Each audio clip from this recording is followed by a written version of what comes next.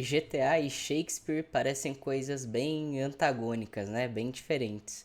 Mas e quando um grupo de pessoas resolve fazer uma peça de Shakespeare dentro do GTA? Fala, queridos tranquilos, eu sou Pedro Maia, esse é o HQ, etc. E no vídeo de hoje vamos falar do filme documental Grand Theft Hamlet, que conta a história de atores que, por conta da pandemia, tiveram que atuar de alguma forma e encontraram nos videogames, exclusivamente no GTA, uma forma de se manterem ativos, e eles contam essa história nesse documentário. E para começar a falar desse documentário, eu queria relembrar um pouco os tempos da pandemia, que às vezes parecem tão distantes, né? Parece que já passou muito tempo, mas foi ontem, sabe? 2020, 2021 a gente ainda estava em casa, em reclusão, sem poder ter um contato com a sociedade, com outras pessoas. E isso afetou muita gente, né? Tanto em perdas, infelizmente perdemos muitas pessoas globalmente, mas também emocionalmente, né? Que o ser humano é um ser sociável e a partir do momento que você não se relaciona necessariamente com as pessoas, às vezes você sente isso, isso te afeta. E muita desses subterfúgios foram a cultura pop, as artes em si, né? Então você assistir um filme, discutir sobre ele, assistir uma série, discutir sobre ela na internet, nas redes sociais. E com os games não foi diferente, né? Ele foi uma ferramenta muito importante para essa socialização, é, e nos manter ativo de alguma forma, a falar com outras pessoas, a brincar com outras pessoas, a entender o que elas estavam passando em certos momentos, ter compaixão, poder dar um ombro amigo, poder ter esse contato pessoal dentro de algo que não necessariamente é pessoal, mas é uma emulação desse ambiente, né? E isso foi uma ferramenta extremamente importante em tempos difíceis que passamos. Aqui no Brasil também, em termos de entretenimento, a gente viu o surgimento, principalmente ali no universo de stream da Twitch, de uma nova forma de consumo de um jogo que já era consolidado, né? Que era o GTA, o Grand Theft Auto.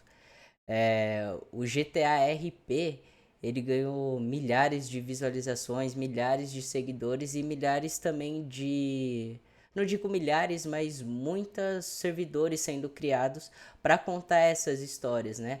Muitos influenciadores ficaram gigantes nessa época por contar a história dentro desse universo de GTA, né? De criar um personagem, criar uma narrativa, interagir com outras pessoas. Isso foi muito atrativo e muito legal. Foi um suporte, né, para quem fazia essas histórias acontecer de certa forma.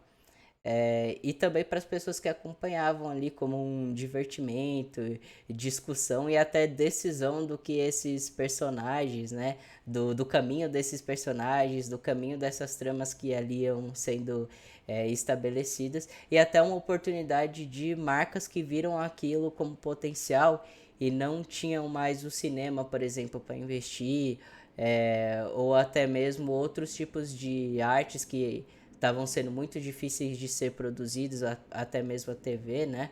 No tempo de reclusão. E as marcas viram ali no GTRP até uma oportunidade de colocar em um universo de games que já era atrativo para muitas delas, mas não sabiam às vezes como entrar nesse universo dos games. Viram no GTRP uma grande oportunidade de inserir sua marca e fazer com que aquilo fosse potencializado em um ambiente que todo mundo estava olhando, né?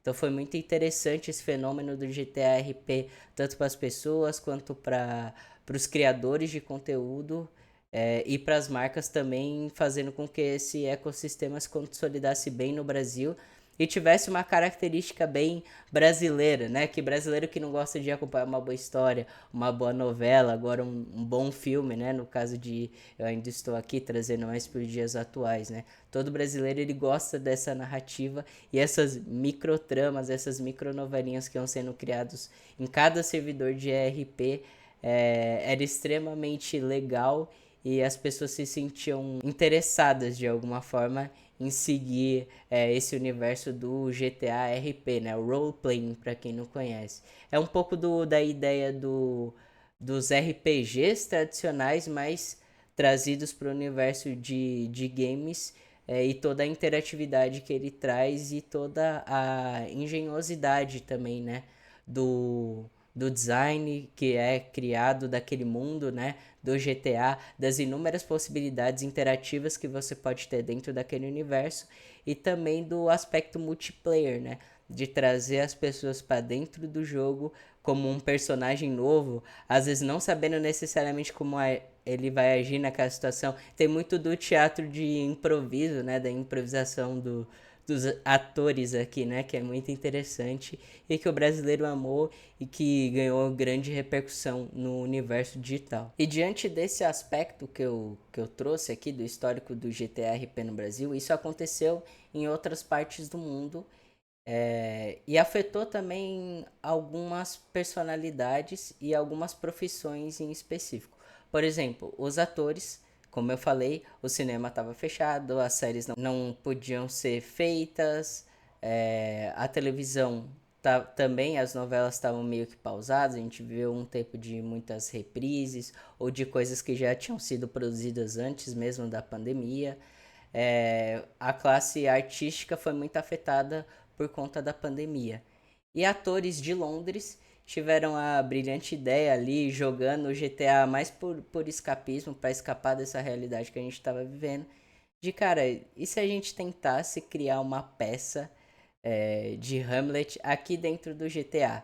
E esse documentário conta essa saga deles tentando recrutar jogadores nesse ambiente meio tóxico que é o GTA, né? A gente sabe que é um jogo de mais 18, né? Que tem missões de matança, de roubo, de muitas contravenções ali, né? E as pessoas quando vão para esse tipo de ambiente, geralmente elas procuram isso porque é isso que o jogo meio que traz para elas, mas eles tentaram encontrar ali uma maneira de mostrar para esses jogadores, primeiro convencer esses jogadores de que era possível fazer-se diferente dentro do GTA e depois encontrar pessoas que gostariam de atuar nessa peça, é, de entrar nesse universo e que gostassem de Shakespeare de alguma forma. Então, será que existe uma interseção, né, de pessoas que gostam de GTA, jogam GTA e ao mesmo tempo gostam de Shakespeare para poder fazer essa peça dentro do jogo, né?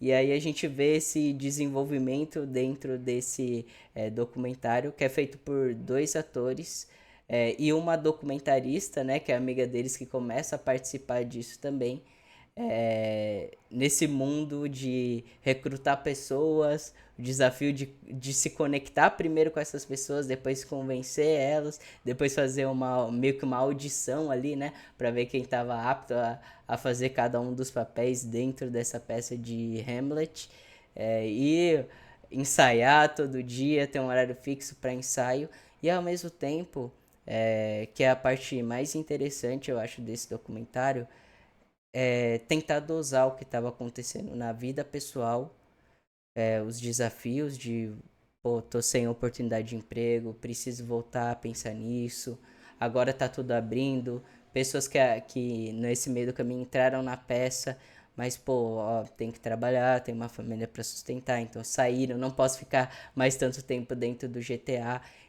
e ao mesmo tempo tem muito do aspecto da família, né? Pô, minha família tá aqui, eu tô jogando GTA, eles estão passando às vezes as mesmas coisas do que eu. É, tem o luto, né? Tipo, um outro ator que faz parte desse documentário fala, pô, cara, eu sou sozinho, assim.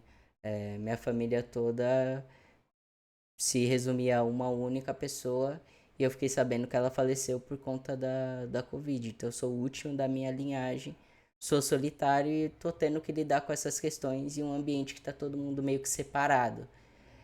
Então tem essa, essa ambiguidade, né? E toda essa trama e subtrama que o documentário nos apresenta, né? Que é a realidade.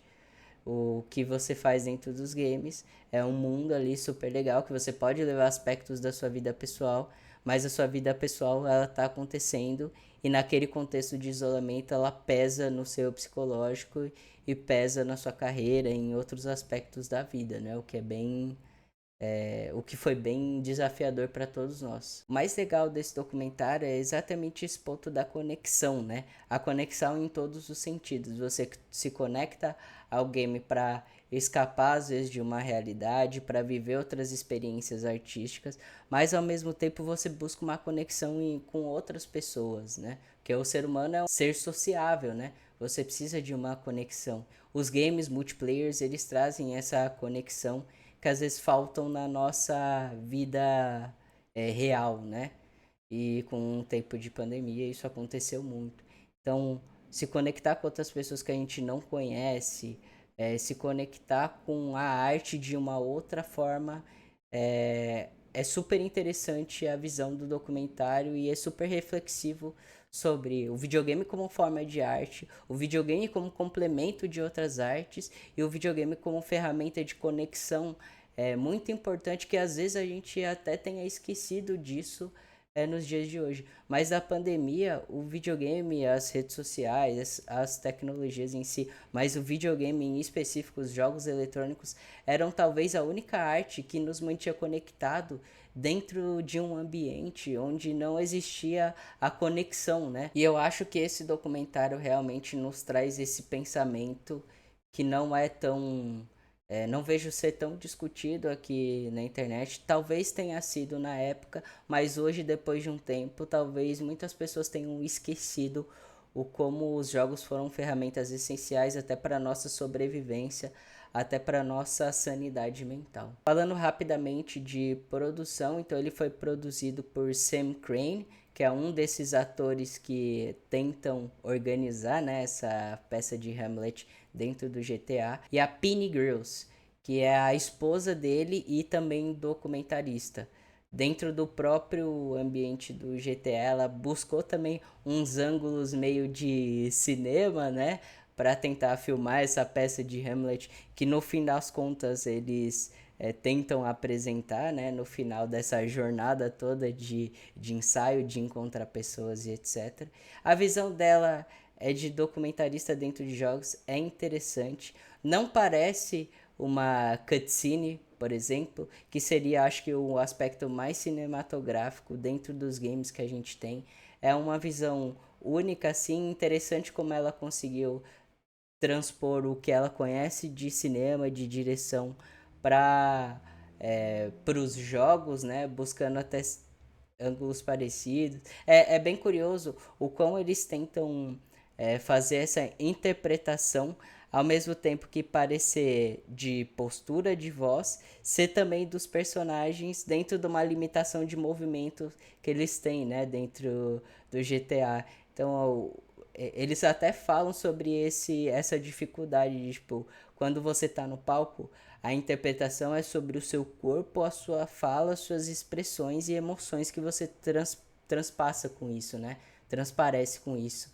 No videogame tem a voz, que é você mesmo interpretando, isso é legal, o seu microfone capta de alguma forma, mas dentro do jogo é encontrar movimentos pré-estabelecidos pelo próprio game que fazem sentido naquela interpretação que você quer passar, né? É muito interessante o como eles tentam fazer esse mix de interpretações, de artes, é uma visão bem única, eu acho, eu nunca vi fazerem algo nesse sentido e contarem sobre essas dificuldades nesse sentido também. Enfim, em linhas gerais, é um documentário bem interessante que nos remete a um tempo que talvez muitos queriam esquecer, mas sobre um aspecto muito interessante. É uma visão bem única, assim, bem peculiar.